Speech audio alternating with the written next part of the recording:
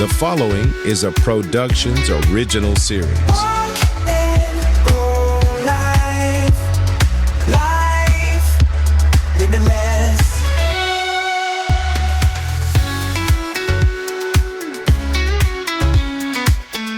Hello and welcome to Walk and Roll Live. I'm Doug Vincent. Along with Addie Rich, our podcast is dedicated to amplifying the voices of the disability community. I am a polio survivor. She has CP. I thought I'd get right through that so that we could get to something I want to hear about. You know, we should have been talking about this for weeks, but it just kind of dawned on me the last couple of days. I want to give you as much time as you want or need to talk about the event that you have coming up. Oh, my Rage and Rewrite? I didn't even tell her. I'm surprised right now. I'm like, what? What are we talking about? No, I am super excited about this. I'm nervous as heck, but excited because I'm doing an in-person event. We talk about a lot of what I do on the side and what I write for and stuff is my Plot Twist Society. And that's kind of a mishmash of a blog and just humor getting through the crap that happens in life. For the people we interview, it might be a catastrophic injury. For me, it's been a divorce and different changes that have happened that put you on your butt because that wasn't what you planned. We know it happens. And so I met this amazing group of women, a network kind of women through an event thing that was posted on Facebook. Decided I would not be a fraidy cat. I would go and I would go in my wheels, which I'll go to things, but typically I will not go in my wheels. I will, go with a walker, but then hide the walker or whatever. And this time I was like, no, I'm just going to go. This was intentional. Right? This was intentional because I wanted to finally, being with you and doing these things has taught me to, love it and embrace it and make it all part of me. And so I went with that. And the feedback, was so kind. And people have just been so cool and are like, we talk about it. We hate it when people are like, you're an inspiration. But a girl said to me, she was like, you were out there, you were having fun. You asked for help when you needed it. You just moved on and moved the conversation on and made people feel like anybody could come. And that was the point of the event. So I was like, okay, well, first time's the hard time. And now, and I got into some great conversations about plot twist and doing life coaching and helping people with skills that I have and I've honed because I had to, that they didn't know or understand. And that kind of got my wheels turning. And so I'm doing this thing called the Rage and Rewrite. It's here in Atlanta. It's at Spin Art Atlanta, which is a cool place that does a rage room and does spin art where you can go and they give you the little outfits and then you just splatter paint or splatter paint on a canvas or whatever. And I got to thinking about, people don't give you permission to be mad about things. They're they expect you to be mad, but then they're like, okay, get over it. Let's move on. Or let's host a girls trip and get drunk. That doesn't fix it. That doesn't. There's conditions with it, right? Yeah, exactly. Yeah, exactly. And so I was like, you know what? If I could partner with a rage room and actually do a talk around that about how do you recover when life doesn't look like, what it's supposed to. And we talk a lot about support groups, right? About or whatever. Exactly. You thought you were going to be married and have a house full of kids and you were going to have this yard and get a dog and now you're 47 and you don't have those. So, it was really how we were, just talking about, we've talked about support and how important that is in support groups. So I was like, what if I hosted a rage room? And before the rage room, we kind of allow a space that people talk about what is holding them back. What are they holding on to, right? Then we go write it on little papers. We tape it to the things we're going to smash. We smash it and then we come out of there.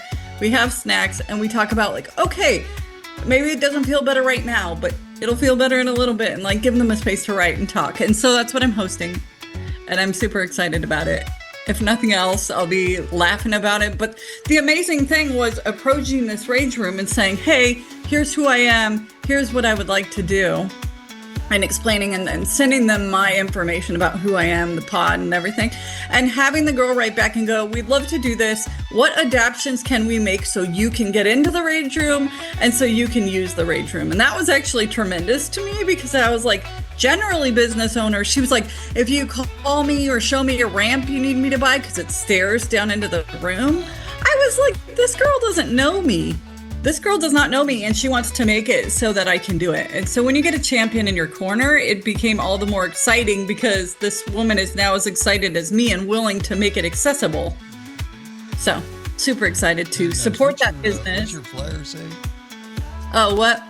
Something about, I don't know. What does it say? You have to tell me. Oh, something like, you want a break? It says, something like that. oh, yeah. No, my tagline is generally like, so it's a picture of me and I'm holding the plate that says, this is bullshit. Yeah. So, and it says safety goggles required. And I'm actually co-hosting with my friend Portia, who is also kind of loud and like me. And so she's posted and she said, come join the two of us that are probably an HR violation. That's part of the reason why I see it so much, because you're both posting it. I like it all. I share it all. So we're looking forward to it. And hopefully this will become a monthly or quarterly or something like that, where I'll kind of turn the theme a bit, but it'll still give a place. Anger has its place for growth. Yeah. And so that's the point. Yeah. But thank you for giving me space to talk about it. And you'll have to hear all about it. I'm sure you'll be sick of it. Great. Now, so that would be great to do it monthly, because what'll happen is, you'll do an event like this and there'll be people maybe that'll think about doing, they don't do it. And then they start to hear from their friends, they went, it was great. And then they're like, I'm not going to miss it next time then. Well, for sure. And you can only put 5 people in the room at a time because there's flying like objects and things. So for safety, like you can only do 5 girls at a time or 5 people, right? So we're doing a 2-flow heat because there's 10 of us going. But that's why also I want to do it like monthly, because if I can only take 10 at a time, So do they provide the things to smash, or do you bring your own? Yes. So that's all part of the entry ticket, is that, so for this go around, it's $45 a person. That includes like light snacks that we're providing. That includes objects we're all going to break and different things. So it'll be fun. We'll see. Please tell me you're taking pictures of this. Yes. So there'll be, will for sure be pictures of all of us. And I want to do like, this time is the breaking stuff, but I want to do like the splatter version and different things. Just some people are scared of loud noises. Maybe it's your PTSD and it triggers you because the event you were in that caused the plot twist, you can't be around breaking objects. Okay, so now we're going to switch it to like a splatter, things splatter, and then you got to figure it out, so. And let's make sure they know the date. August 30th from 12 to 3. And that's in hot Atlanta, right? That's in Atlanta, in Decatur. And obviously you can drop us a note here on Walk and Roll Live, or you can reach out to me on Facebook. I will get you set up. Awesome. I would love to have people smash things with me. But let's hear about your week. Did you want to smash anything? Good week. Didn't feel like smashing anything. I am getting some work done in the backyard. I think we talked about it. Going okay. They were smashing your patio the last time you were talking. I already talked about how I got trapped in the driveway, right? Yes, this was they trapped you. Your neighbor had to help you. Yeah.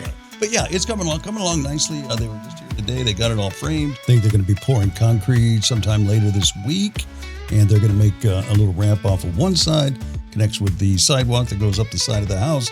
And so I can get into the garage door on the side from the outside. Nice. And then they're going to put another ramp on the other side so I can get down and get around the yard. Won't that be amazing? Like suddenly your whole space will be accessible. You'll be like, oh my God, I lived in this house, 20 years, 25 years, and there's areas you have not accessed? Kind of, but not really. So that'll be nice. And also getting a patio cover. That's going to be amazing because it's hotter than Hades there. Well, good.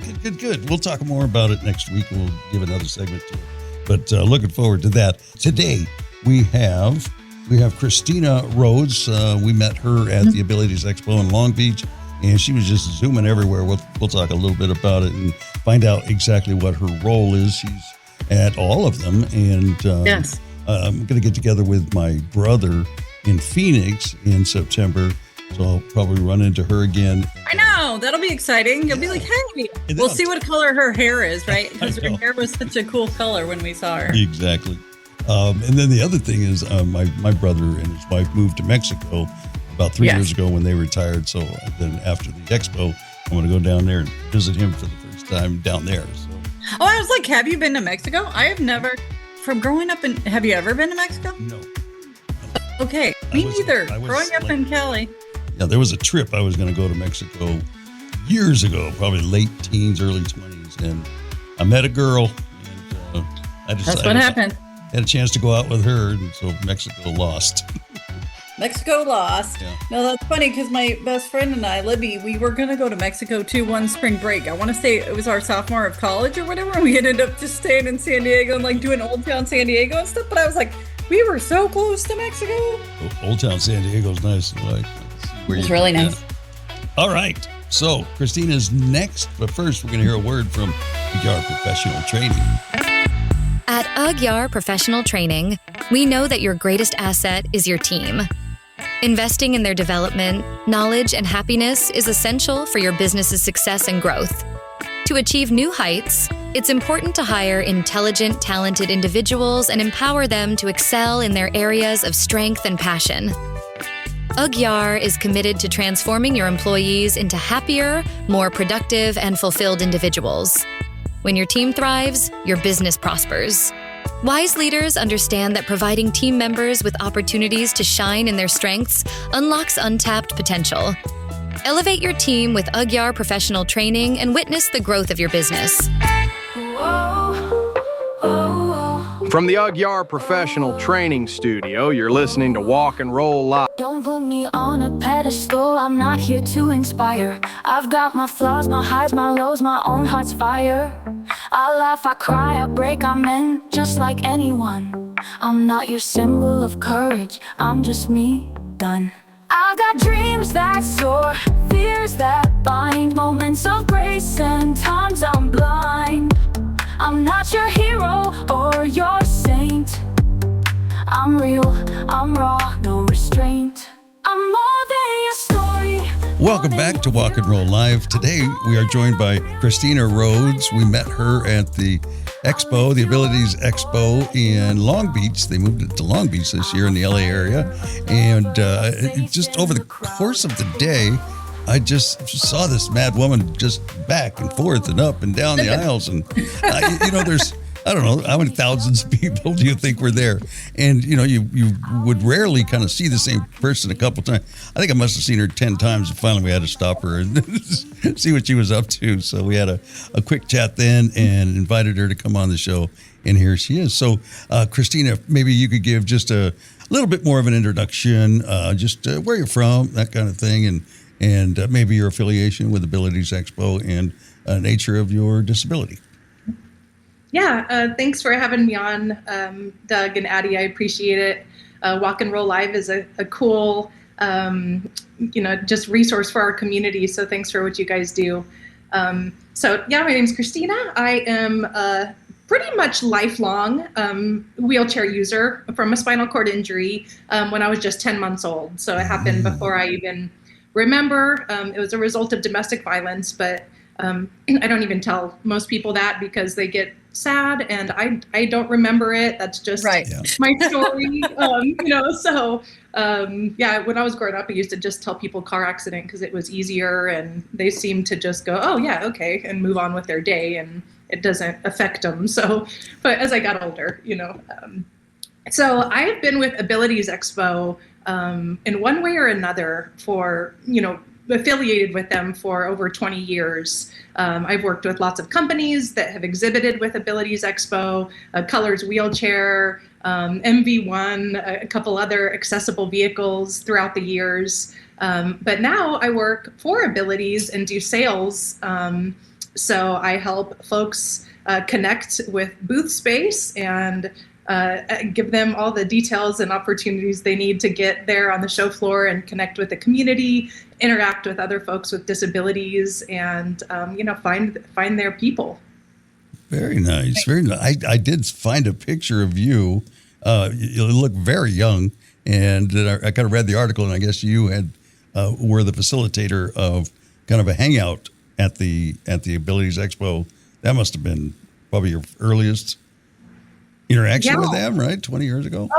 Yeah, probably. I first went to an Abilities Expo when I was Miss Wheelchair California in 2005. So 21 years ago, I just rolled in there and, I grew up in a really small town in Northern California and happened to be able to be down doing my Miss Wheelchair event during Abilities Expo. So I rolled the show and I was just blown away coming from a small town, seeing just the technology, the community, other folks like me that were just active, and younger folks rolling around in wheelchairs. It was just such a huge eye opener, being the only kid in my whole school district in a wheelchair.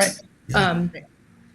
So that was my first experience. And then I started the Abilities Twitter account, gosh, I don't know, probably 15, 16 years ago, something like that, and ran that forum, was an ambassador for them for their Atlanta show, because I lived out in Atlanta for about a decade. So it's been all. Man, we just missed each other. I live in Atlanta now. Yeah. So. Oh, okay. Yeah. All right. When did you leave?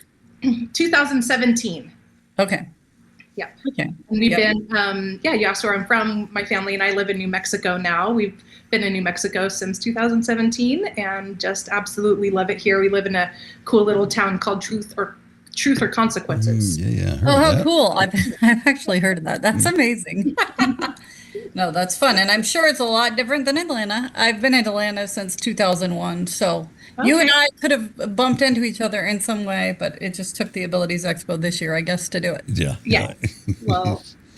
So you've got quite a resume: broadcaster, sportscaster, musician, artist, gourmet party chef. What else? Did I miss anything, or did I add anything? Oh yeah, I haven't been a party chef yet. Oh, okay. Pastries. You Yeah. do pastries? Me? Yes. Do you do pastries? No. Oh, okay. No, jewelry. I just make jewelry and art. But yeah, no, I didn't tell Addie I was making stuff up either. Yeah, right. I was like, okay. No, but I mean, you keep yourself busy, obviously. You don't like to sit still. And so can you tell us about some of that, or how you found the passion to some of those things? Yeah, sure. I guess first and foremost, I'm a mom, and my daughter is 14 and she does homeschool. So my daughter and I hang out a lot and do her schoolwork and activities. Luckily with Abilities, I get to work from home. And so that's really convenient, when I'm not traveling to a show. And so my daughter and I are both very much into a lot of like the same hobbies. So we both do the jewelry making and art, kind of different, different modes of it. But we like to do little markets here in our town. My husband's the head brewer of our local brewery, which is where all the local live music and things are. So we go and have little markets down there and interact with the community. I really love live music. So any chance we have to go hear some music, I'm definitely all over that. And then, just disability advocacy, having a chronic illness takes a lot of time in itself. So I've had a wound for about 3.5 years that I've been dealing with that has not closed, and been seeing all sorts of doctors and specialists. And that is just incredible how much time that takes, and that could be pretty much a full-time job in itself, managing the appointments and the insurance and the bills and like all that comes with that. So that's I would say is one of my hobbies the last couple of years. So, forced hobby. It's a forced hobby because it literally, that doesn't even count. Like, I think that's one of the things. We've had a few guests on recently that have had like perpetual wounds that will not go away.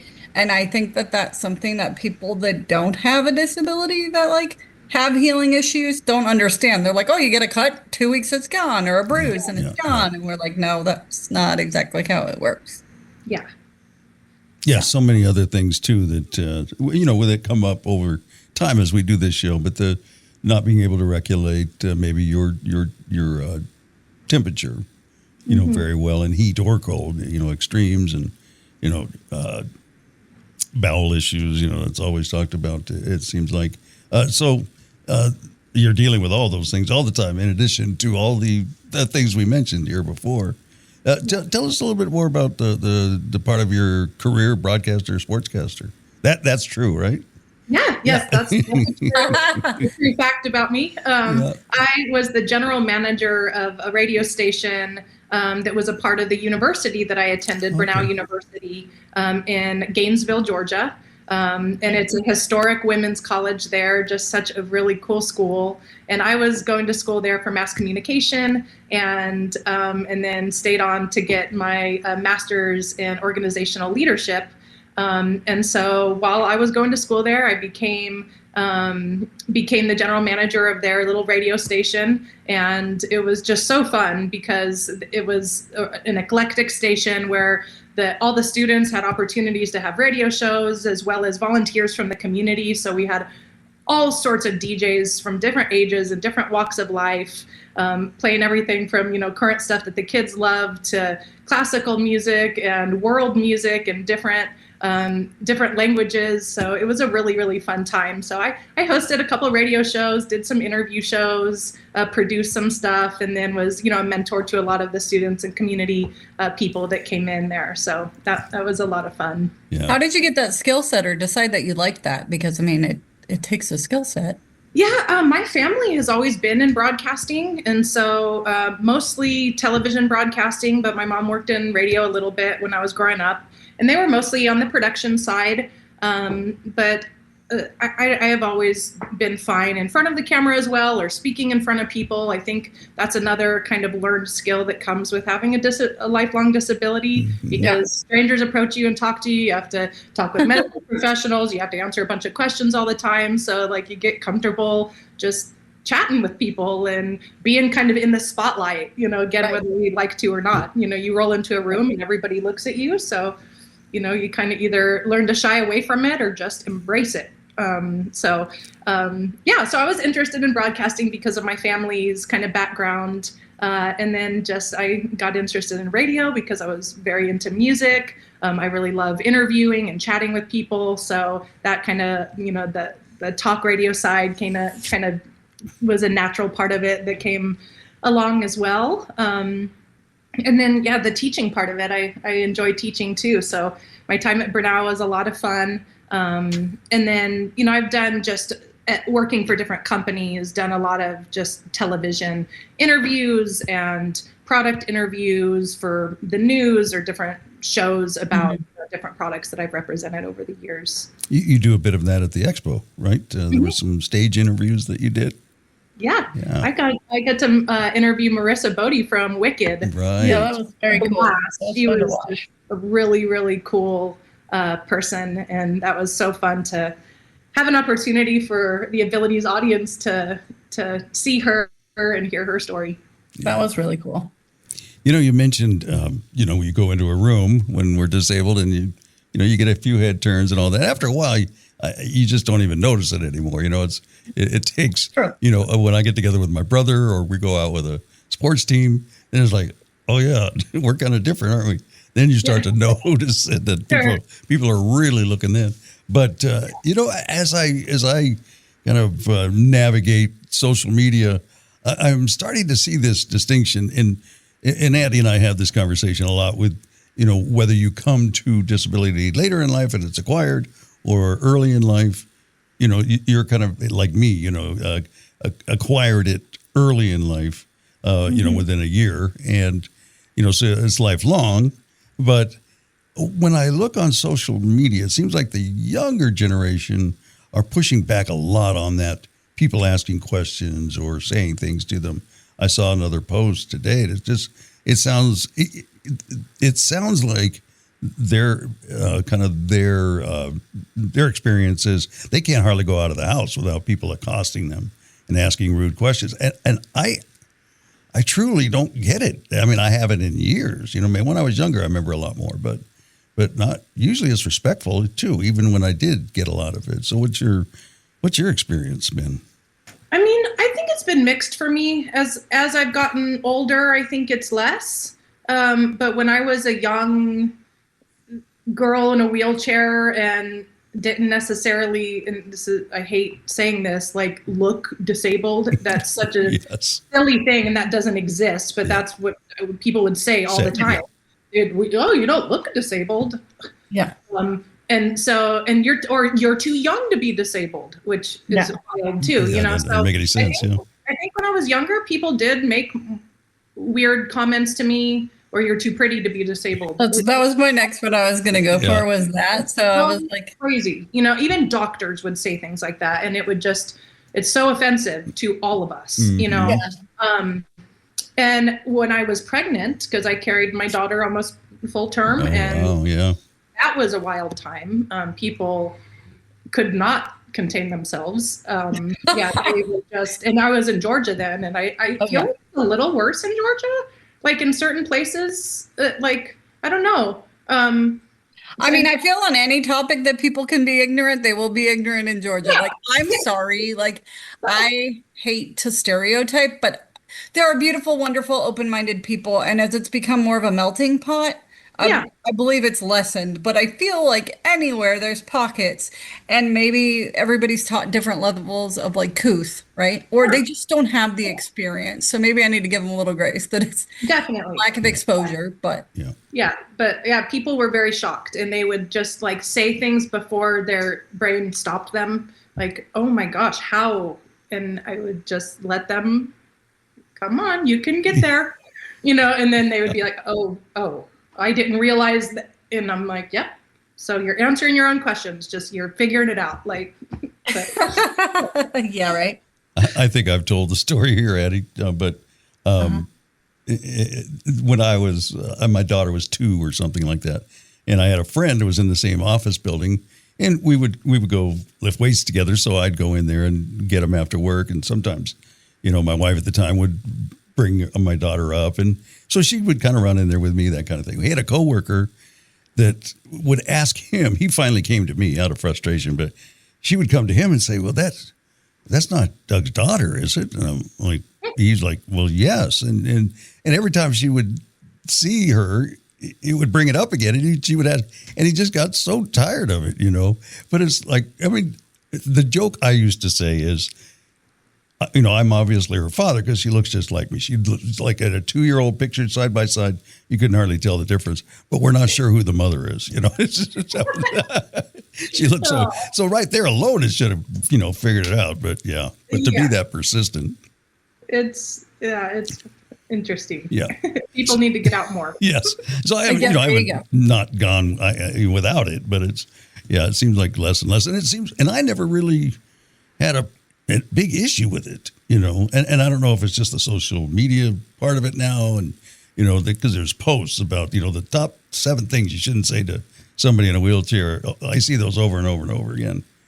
It's like, I think that's also just the nature of social media, like being an expert, and here's what you shouldn't do, and here's how everybody offended me, and I don't know, social media is created to like be divisive, so I think that probably gets a lot of posts, and even from people that, are, the non-disability community that reads that, they're going, oh my God, I've said that before. And oh, geez. And so it's just, I think probably made to create. I mean, people have a lot louder mouths now that they have a lot more platforms, and they have the protection of a screen and a keyboard, right? Like a lot of that probably happened, or they said it to their families, or they said it amongst themselves in whispers or whatever, but there wasn't social media where they felt like there was no repercussion if they just typed it out. You know what I mean? Like it's become like this weird upside down world. Like what is actual reality and what is not? My nephew is 17, so probably similar to your daughter, that like, I'm like, do you even actually know what reality is? Like because you're playing video games so much, you like all these things, it's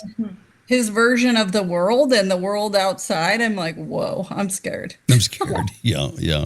Well, I always look at it as an opportunity too, to educate people, because, sometimes those questions, they obviously, don't know. They don't know what they don't know. Exactly. And if they at least approach me respectfully, sometimes it's friends that have known me for a while and they don't know. It never comes up. We're just friends. And then they'll want to have that conversation, and that's fine if you're respectful. That's when I make up the wild answers. If somebody asks me and they're not respectful, then it's I crashed an Apollo 11 or something. I just make something wild up, and they'll believe it. Good stuff. Yeah, my friend had me do that some years back. She was like, do you ever tell people, like, if they're rude, tell them a fake story? And I'm like, oh, no, like, I've never done that. I'm like in my 20s. And so we go out to a club and we're going to go dancing together, and we've got our husbands, and they're, both able-bodied, and they're trailing behind us, and we roll in there, and we're like in our best dressed, we are like looking our best. And this guy just stumbles up to us and goes like, what are you doing here? Like, you can't dance. We had like just rolled through the door, and we can dance. Like, let me tell you, like, and so she just looks at me and like tells me like, this is your moment. Yeah, she's like, this is the mark, do it. And I was like, and of course the next words that come out of his mouth is like, what even happened to you? And I was like, okay, here we go. It's and I on. was just, she answered first. I think she said like a shark attack or something like that. And he looks at me and I'm like bungee jumping. And he was just like, it's the first thing that came to my mouth, out of my mouth that sounded cool. And he just was like, whoa, and just turned around and like stumbled away. And I was like, that kind of felt good. Like, Yeah, exactly. That used to happen to me when I would like go out dancing with friends, right? And at that point I didn't really drink, but boys would always offer like to give you a ride home or whatever, right? And I would always be like, yeah, joke's on you in the morning. Like, no, like that was the best, because we started like keeping count of how many people would do that. And we're like, are they interested because they're interested or because they think they're going to get something? Yeah. Oh my goodness. So I don't know. You gotta laugh about it. Otherwise it's kind of sad. Absolutely. Yep. The wildest one, I think, was when I was a kid. There was a kid in the neighborhood. As I approached 17 and 18, we had to sign up for the draft. And Vietnam was going on, and he says, "Man, some people do anything to get out of the draft." Oh. So he's implying that we're faking it. It's like, I'm thinking, well, man, this is a long game I've been playing. Yeah. You must have, knew it was coming and started getting early. Yeah. When I was real early. His parents started even before he started. So that's a good segue, though, because what do you think are some of the biggest misconceptions? Like, as advanced as we are as a community and as a world, what do you think some of the misconceptions still are that people have about disability? Just that, like, we have the ADA, so we have every right and everything is accessible, and we're good. Like, when I moved to little small town New Mexico, I was sitting out. We moved to a really rural area where it was just all ranches, and we're sitting out at the fire with one of the cowboys, and I was talking about, some sort of access somewhere, and he's like, I don't get why you're complaining. Like, don't you guys have that law? And I'm like, the ADA, and he's like, yeah, like it's a law that places have to be accessible. They have to build a ramp, and like transportation too, right? And I'm like, well, kind of. There's plenty of loopholes, but yeah, I mean, the law intends to make things equal and accessible, but people don't have to follow the law. Do you follow every law? No. Right. Neither do business owners, or, so it's just, I think that's a huge misconception. That it's like, yeah, man, 20 something years ago, you guys got your rights and you're good, so I just, it's all done.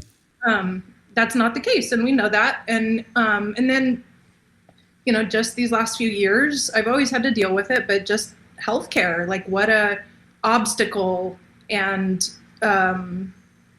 just, I don't even know the words, like how difficult that is for us to navigate all the time without an option to not, like this is our life, and navigating this system and the inequality that even exists within the healthcare system, which is wild because it should exist for us, so I think a couple of those things, marriage inequality, there's a lot that still exists that we have to fight through.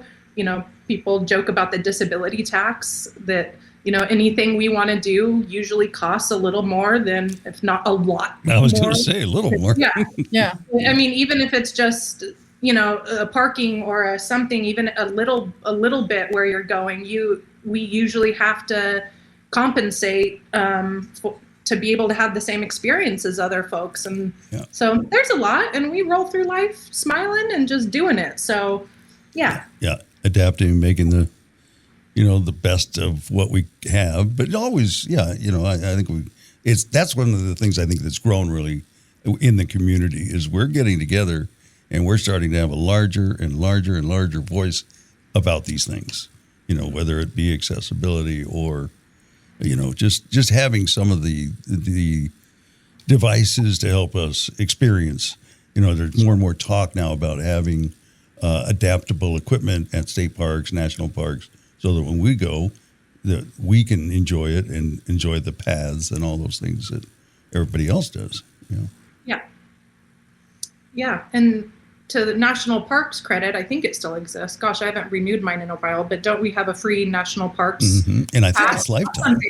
Yeah. Okay. Then I think that's something that I wasn't in like my late 30s till I found that out. So yeah, people with disabilities, that's something that you should definitely, take advantage of. Yeah. Get outside, and our national parks welcome us. And yeah. You might only be able to hang out by the visitor center, though. Yeah. I learned that. I mean, my sister and I, we went to the Tetons and we went to Jackson Hole and all those places, and it was cool. Like, they did the boat thing, and they probably could have figured it out, but like the gangway was so narrow, I was like, forget it. I hung out, people watched. I've learned to be a professional people watcher. Like, there are certain things where I'm just like, hey, I'm here, and I can't do it like you, but I can be here. I like photography. Sometimes I can't get as close as the family gets, but I can take some pretty cool pictures from my vantage point. And and to Doug's point, I do think that more and more parks, I just feel like they're conscious about us, and more parks are trying to get more accessible equipment. It's something that they care about. Not everyone, obviously, but it seems like for the most part, that's part of the culture of our parks, and start trying to build wider pathways where they can. And, so I appreciate that. We need more nature, or we're doing. Right. Every human needs more nature. Otherwise you don't appreciate it and preserve it. So, what kinds of things do you learn, being at the Abilities Expo for, 2 or 3 days in that concentration of our community? Are you still constantly kind of hearing new things, learning new things? Always. Yeah. That's just one of the coolest things about Abilities, is that I've been attending for 20 years. There was a little gap when I moved to New Mexico that I didn't attend shows for maybe 5-6 years. But every single show I attend, I learn something new, meet some new cool advocate or somebody doing something awesome in the community, or 20 people. The technology really is incredible. Just for outdoor equipment to, it feels like we're in the future sometimes. When you're sitting there at that technology booth where they're, have the little crown, with electrodes on your head, and they're literally like moving the mouse around and typing and stuff with their brain. And I'm like, man, we heard about this when we were in elementary school. And So, it's now. And then all the cool like events and workshops and entertainment that they have. I just love that folks, especially the young people with disabilities, can come in there and just feel like they have community, feel like that they are normal, that they are the norm there, and see people dancing and assistance dogs everywhere. And it just, I think it's so healing. And I used to say, when I would just go, work a booth and, maybe attend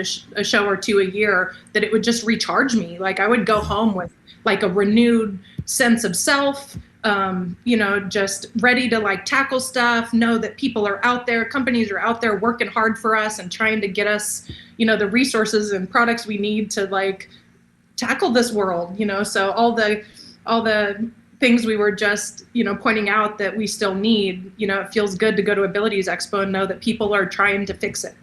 They're trying to make it better. Yeah. So, here in Southern California, there's so many organizations that put on adaptive fairs, and there's one this weekend, and in other towns like you live in a more smaller town, right? What kinds of things are available to you? Are there things there? No, not so much. No. I get to go to lots of shows. I go to all the shows in the Southwest, so luckily I get to go every few months to an Abilities Expo. But New Mexico is a small state, and there isn't a huge disability population here. The folks from Onward Motion live in New Mexico. I don't know if you know them. And so we get to meet up usually at Abilities Expos, which is crazy. Someday we'll meet up in our own state. But, the little town I live in, there's a couple folks, a handful of folks in wheelchairs that I rarely ever see. Yeah. But yeah, I like to, again, that's why I like to get out to these shows and interact with the community. And I'm sure up in Albuquerque, I'm a couple hours away from like a bigger city. So I'm sure Albuquerque, El Paso is a couple hours south from us. I'm sure there's a little bit more activity going on, but I don't get up there as much. I mean, there's beautiful outdoors there. Can you access that? Yeah. Actually, we have the Gila Wilderness here, and there's some ruins up there that is just really incredible. And a friend and my husband carried me. They attached a pool chair, like a lawn chair, to some scaffolding poles, made it like a little queen. I was going to say, you were the queen. Yeah. And they carried me up to like the Gila cliff dwellings, and it was just the coolest thing. That's amazing. Yeah, nice. I'm totally like obsessed with like ancient stuff and documentaries and ruins, but most of that stuff is definitely not accessible. They weren't like, someday Christina and the other people like Christina want to come here, we should put an elevator. No. Yeah. But I mean, we can still, that's when you have a good community. Yeah. My best friend is like that too, that she and her husband, they hike all over the place. And when we went to Abilities, since we've been little, she's always been the piggyback because luckily I was light. And so want to do stuff for school or whatever, she'd always piggyback me. And so her husband and herself have always joked that they wanted to make a little cart or whatever. And when we were at Abilities Expo, there was a company that does those, almost like those little wheelbarrow looking things. The Huckleberry hiking. The Huckleberry. Yeah, I was I wanted to call it a blueberry, but I knew that wasn't. I took a cruise in one of those, I think at the Phoenix show, and loved it. I am absolutely going to get one some point in the future. It does have a weight limit, so they're, I think, probably exploring to figure out how they can get more weight in it. But I'm kind of tiny, so I was able to fit in there, and my husband and daughter both tried it, and even my kid could pull me around in it. So I'm like, we're doing this. Yeah. Off road. Right. So you're preparing to release a book. You've done a book now. Yes. The specific book that I'm getting close to release is my first fiction novel. I've done editorial writing forever. And written a bunch of blogs for a bunch of community, or hundreds of blogs for companies in the disability community, and I do have quite a bit of writing done, and kind of like a autobiography, but I'm not sure what I'll do with that at some point, called Rolling with Purpose. But yeah, the book that I'm gonna release pretty soon, I don't have dates for it yet, but it's the working title is called Unexpectedly Enchanted, and it's about a young girl that moves to New Mexico and kind of finds her community and love here in the land of enchantment. So amazing. Oh, that's exciting. I like to write as well. And do you feel like that has always, has that always just been with you, or that's something that kind of developed? I feel like for me, because when we can't use our body as much, we are imaginative and we build the world in our head while we wait for other things. And I feel like that is kind of where that was born for me. Yeah, definitely. I think us imagining things and kind of sitting there and looking off into the distance and imagining how we could go and what it would feel like and what would be out there. I think that definitely lends to our active imaginations. And I've always just really loved to write. I mean, I remember sitting in, my mom was taking some night classes, some college classes when I was in middle school. I was in a creative writing class with her, and just listening to what the teacher was talking about and writing down some points, because I already like to write a little bit. And I remember naming the girl, the main character in my book then and there, when I was 12, being like, okay, if I ever write a book, she's going to be called Becca. And so, yeah, that, I guess throughout my life, different pieces of it have, kind of been planted. And then New Mexico has just really inspired me, the land and the people and the culture, and just the vibrant energy that fills this place. So I, decided I wanted to try to capture a little bit of it. Neat. Very nice. Very nice. Yeah, my brother and I both caught polio when we were kids. And so we grew up, and we got to that age where you're 7, 8, 9 years old. Your friends are riding bikes, and, we're like, there's got to be a way they could make something where we could drive it with our hands. We kind of look at a bike, and if you move that there and there, and then years later, almost too old to start that, they started coming out with those things. So yeah, there's just so much of that stuff now. It's awesome. To go back maybe a little bit, what was your school experience like? Like you say, you were the only, and I had my brother for a couple of years there. He kind of went ahead of me because we were in a school for disabled kids, and then we got mainstreamed, and he went the year before me, so he had already kind of, cut that path before I got there. Yeah. So the town we lived in, I think it was I think the population now is 2,500. I think it was 3,000-ish when I was growing up. So my class had 70 something kids in it. I moved there in 5th grade and then stayed on through high school and graduated high school there. And I was the only kid in the school or any of the other schools that I knew of, when they would come and play basketball games or anything like that. In a chair, and they had to build a ramp at the high school to get me in. I mean, I don't really know how to describe it because it's just all I ever knew. It was just, I was the one in the chair. Obviously I stood out, but I guess I should say leading up to that, my grandpa was in the military, and my mom and I followed around my grandparents when he would move for the military, which was very often. So before 5th grade, I went to that was my 6th elementary school. So I jumped around so much before we landed there. So I had gotten pretty resilient. Yeah. And pretty good at making new friends. Yeah. And also just kind of, kids said that I was a little mean when I got there. They're like, whoa, I don't know, just intense maybe. I just had taught so many children how to interact with me. And, they said, you've never let anybody help you. We try to open a door and you'd be like, I don't need help. And I'm like, oh, sorry. I developed a little, shell to protect myself. And I made friends really easy. I was always very social, but I was independent and wanted to show these kids hey, I got this. And, I know what I'm doing. And a little bit of a chip on your shoulder. Yeah. Maybe? Yeah. So, and it kind of I never really got teased much. I mean, kids would say mean things, but I don't remember it having much of a negative impact on, my self-esteem. I would more wonder, I had some uncles, some twin uncles that were 14 years older than me, and they liked to really mess with me. So I think they kind of made me tough when it came to people teasing and stuff like that. I would just wonder when they would say something like, oh, you're dumb, you can't walk or something. I would just be like, okay,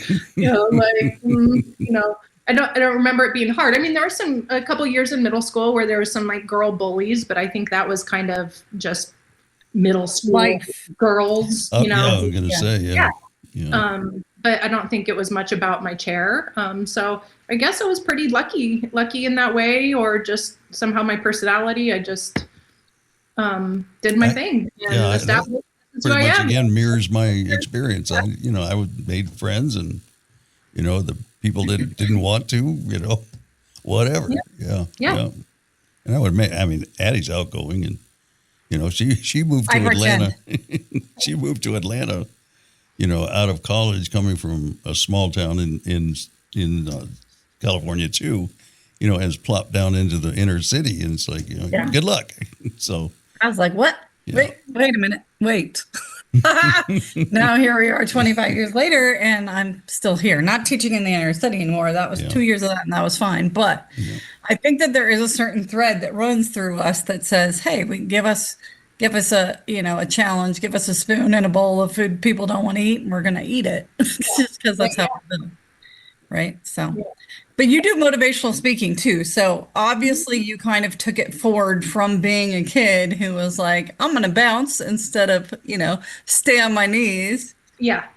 What is it that you hope people hear from you, or like, what is the angle that you kind of take when you do? A lot of what we're talking about today, just that you kind of get to decide what attitude you're going to have about stuff. And not to say that I don't have bad days and get down and, like think this sucks sometimes, but most of the time I realize that the world, my lens is going to be determined by the attitude that I'm putting forth. So, like we were talking about people asking us questions and interacting with strangers in public that say wild things to us. Like, it's never really been too offensive to me. I don't, I like what you said, Doug, people don't know what they don't know. If they're asking something that feels offensive, 99.9% of the time, they're not doing it to malicious. Offensive. Yeah. Especially as adults. I'd like to think adults are like trained not to be outwardly offensive. Like, it literally probably comes from curiosity, but like you said earlier, sometimes the brain and the mouth and all those things don't connect. It just falls out of your face. And then you're like, say that again out loud to yourself and see how that sounded. And if you follow that person around, they probably don't have a filter in everybody they talk to. Exactly. Don't take it personal, don't take it personal. Humans are naturally curious creatures. Yeah. It's just our nature. So, and like, one of the other things I talk about in my speeches is that critical thinking, to your point that you were just talking about, Addie, critical thinking and problem solving is a skill that we get to really hone by having a disability.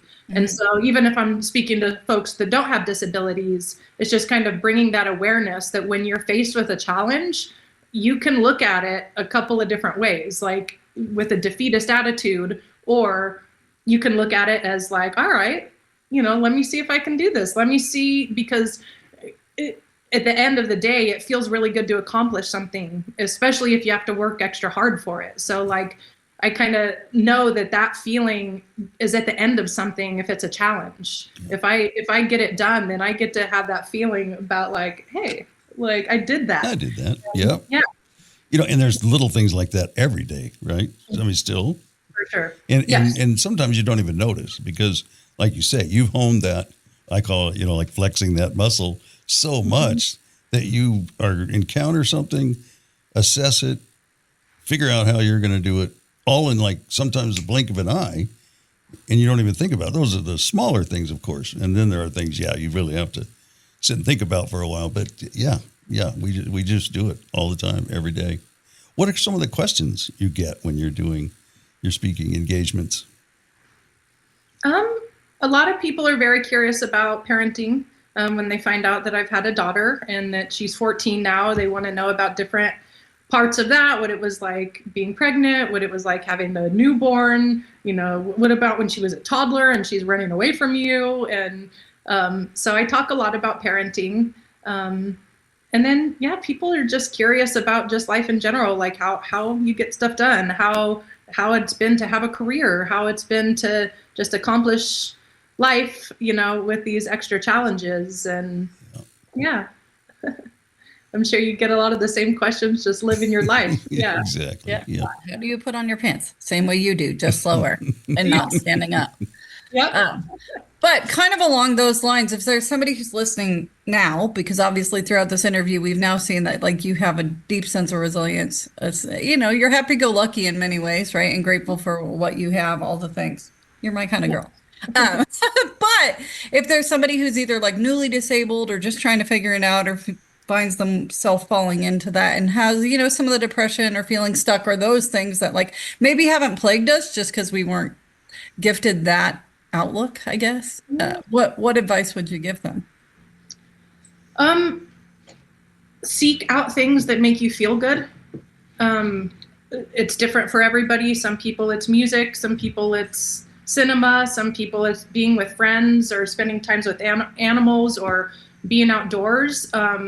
Because this life can get overwhelming, and all the things that we have to deal with, and the accidents, and the, falling out of your chair, and the pain, and the tough days, and The wounds. the wounds, and the unpredictability of, you planned something months ago, and then the day comes and you don't feel good. And so there's a lot. So that can become what your brain thinks about most of the time. So forcing yourself to do the things that make you feel happy and make you feel good, it is a relief that you need in your brain and in your body. Because when you are stressed out and worrying, your body can't function the way that it needs to. The mental and physical health are absolutely connected, and there is no separation. And so finding a way to do things that feel good, and do them often enough that, do them as often as needed. If you're having more of a hard time, then seek out those things more. So I think that's important just for mental health.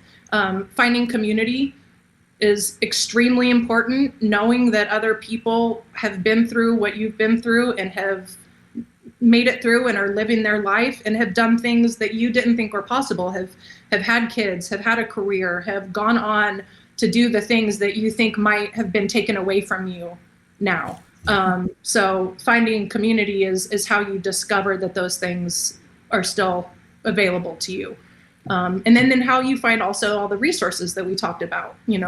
Connecting with the disability community will help you find the right chair that you need, or if you like sports or whatever it is that you're into, that's how you're going to find that technology or the nonprofits or the folks out there that will help connect you with what you need to live your life. For sure. Off the top of my head, those are all good. Those are good. golden. That's our drumbeat. It has been for months now. Just find your community. That's the biggest one, I think. And it's instant. I mean, if you've never been to an abilities expo and you come there, you're going to find people just like you, or at least close enough to where, you're going to connect without even knowing you're connecting. It just kind of happens.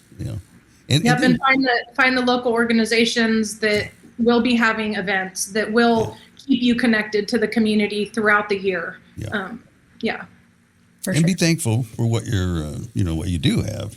That's, I kind of go through that list. When I'm feeling down, just, if there's things that are bothering me, I just kind of, I've got this, and this, because I don't have that. Don't let that ruin, your mental health.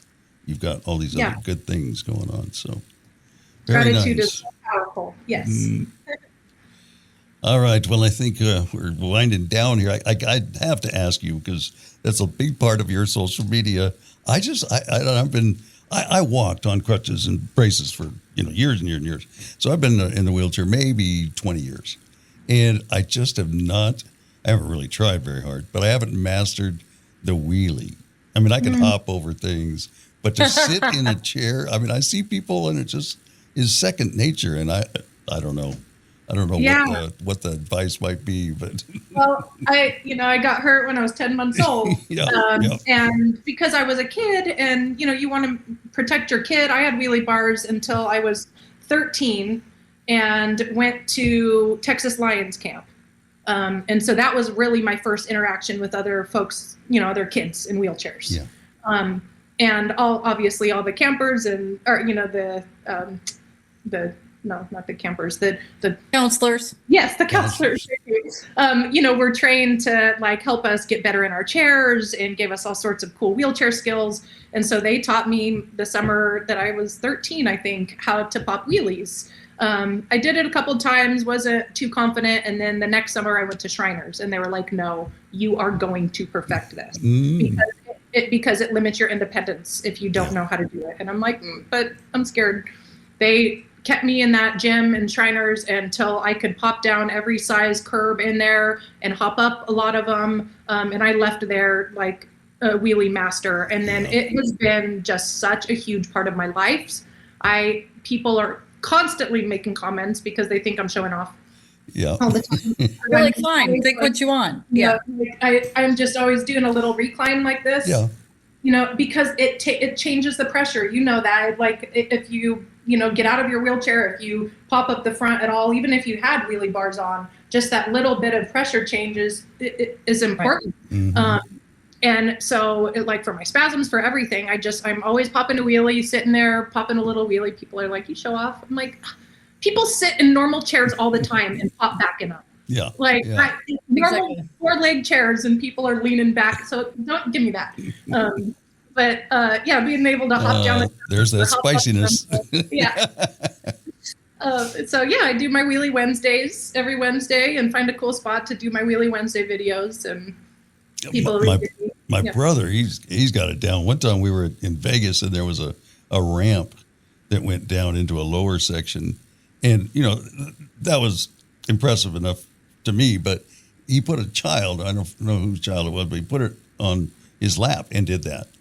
Yeah. I mean, that's what really, like you can't tell a child, all right, find that balance spot. He's moving around. No, I would do it so much, especially when Cameron was young, because she would jump in my lap and, like, have me show off, and I would, turn around and do this, like, real, big, like, wheelie thing with her in my lap.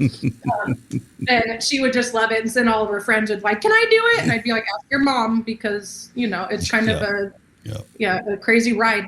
And if their mom said yes, I would let them do it. And my trick was that I would say, you have to lean on me and you can't lean forward. You have to be glued to me, because when I pop up, you're going to want to lean forward, and it's going to change the balance. So if they could promise to do that, and they would, most of the kids would just, like, put their head back and, like, on me, and just lean into it with them. And that's fun. All right. Well, I'll work on it.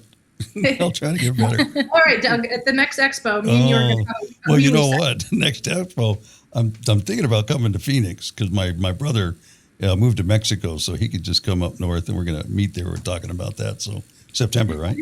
Yeah, September 11th through 13th. I'll be there. All right. Nice. Good deal.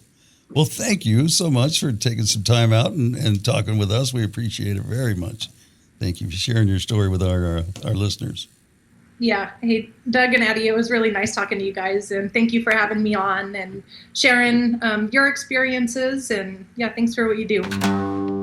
Each week on Walk and Roll Live, we share honest and open stories of people living with a disability. I had a huge bruise from my mom's 9mm. It was a hollow point, and it went in diagonal up an angle from just above my right ear to about the left side of my top of my head. Join us weekly for another powerful episode. Walk and Roll Live, wherever you get your podcasts. Life Limitless. Subscribe now. From the Aghyar Professional Training Studio, you're listening to Walk and Roll Live.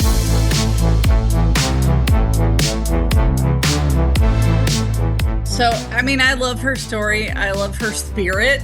She is just somebody who smiles with her whole soul. Yeah. When she'd smile at you, her whole face was like beaming. And I was like, oh, she's a fairy in the world. Just such a cool person. It's spelled Kristina. Yeah. So if you want to follow her and see what we're talking about, you can on social media. She's our kind of people. Our kind of people seem to find us, but there are particular, like, shiny ones that are she's one of them. Yeah. And I think attitude is so important, and she is an example of attitude being so important. It's true in just the way that she has, like, continued to mentor and give back to the community, just even in the job she has now. Super cool. You see why she's super effective at her job too, because she is so warm and inviting. It leads to conversation and comfort and feeling like you have a place to be. So super cool. Kristina, we're excited that you're here. Thank you for joining us. We appreciate that very much. And, did we say thank you in the opening segment to AB? AB, thank you for coming and joining us. We did, but we'll say it again. Yeah, talk all about bocce ball and all that. Still continuing to work on, like, the resource page, events page, some new things. And I did, I think I mentioned it before, but I added a travel category, accessible travel. And amazing. So I added some things to that. And I also added a few things to the camping page.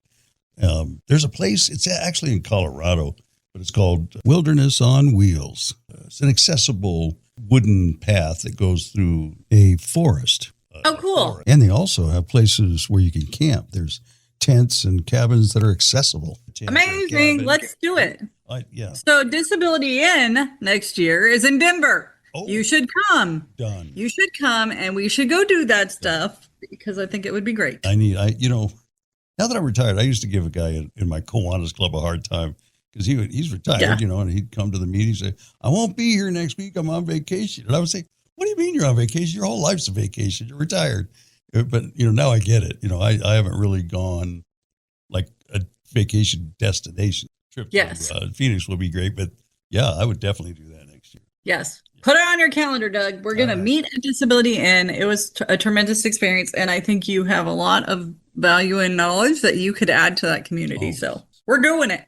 Sebastian Yagubi. I think I got that right. Yes. No, that's right. We talked to him recently. I did. What do you guys got cooking? Well, I mean, the things that he's going to talk about when he joins us were pertinent into the ERG stuff that took me to Disability Inn, trying to give people ways to camp. He talks about accessible camping, getting outdoors and things, right? And there's a lot of people that if you have a parent or a child or you are personally different, you think, oh, well, that's not for me.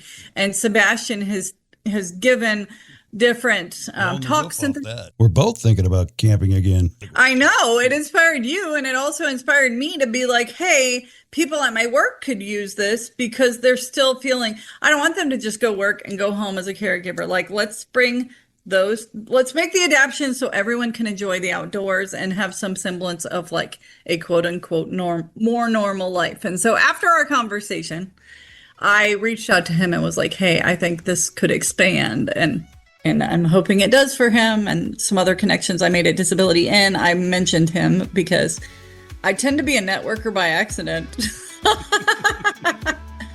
But we look forward to telling his story next week and having people get some more access to information. Very good. All righty. Well, have a good week. You too. I'll see you next week. And you too, people. Yes. We'll talk about smashing stuff again next week, all right? Be right here. Thank you for listening today. Remember to like and share and do all those things. That really helps us. This is Walk and Roll Live. Disability Stories. Life Limitless.